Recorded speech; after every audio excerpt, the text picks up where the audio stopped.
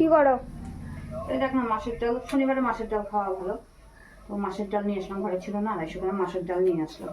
নিয়ে আসার পরে মাথাটা দেখে না খারাপ হয়ে গেল, সত্যি কথা যেটা। কারণ পয়সা তো আর গাছে ধরে না, বা কারো কাছে কেউ যদি 5 টাকা চায় 5 টাকাও কিন্তু বেরোয় না কিন্তু সহজে। তো এই দেখো 180 টাকা, 160 টাকা কেজি মাছের ডাল। তার মধ্যে যদি এতগুলো চাল বেড়ায়, মানে রেশনের চাল মনে হচ্ছে, রেশনের চাল না হলে এমনি 40 টাকা কেজি হয়তো এই চালের, অনেকগুলো চাল। তো আমি অর্ধেক ডাল নিয়েছি, যে অর্ধেক বানাবো 250 গ্রামের থেকে। তো অনেক খালি চাল আর চালই বেরোচ্ছে।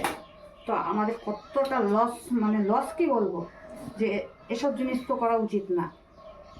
যে আজকে 160 টাকা কেজি আমি ডাল নিয়ে এসে সেখানে 40-45 টাকা দামের চাল মেশানো পাচ্ছি, তাও অনেক প্রচুর পরিমাণে। 2-1টা থাকলে ব্যাপার আলাদা, 2-1টা না, বাঁচতে বাঁচতে মানে এতক্ষণ থেকে বাঁচতেছি আমি, লাস্টে গ্যাস কমিয়ে দিয়েছি, অনেকক্ষণ থেকে আমি এই চালগুলো পাচ্ছি। দোকানদারকে দেখাবো, দোকানদারকে দেখিয়েও লাভ নেই, দোকানদার তো বলবে যে এরকমই এসেছে। কিন্তু যত মুখ বন্ধ করে থাকবো অতটাই তো বোকাই সেজে রইব, দিনের পর দিন লোকসানই হবে।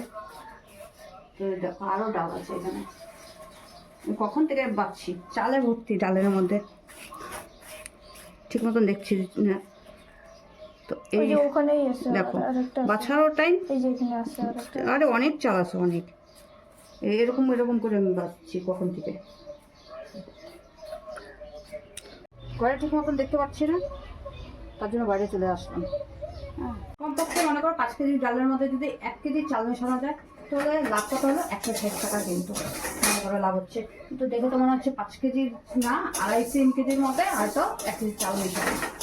দেখো যারা অন্ধ থাকে, তারা এর বিশ্বাস, তারা এই দুনিয়ার সাথে লড়াই করেও কিন্তু আছে কিন্তু। আর আমরা যদি চোখে দেখে যদি না দেখা করি,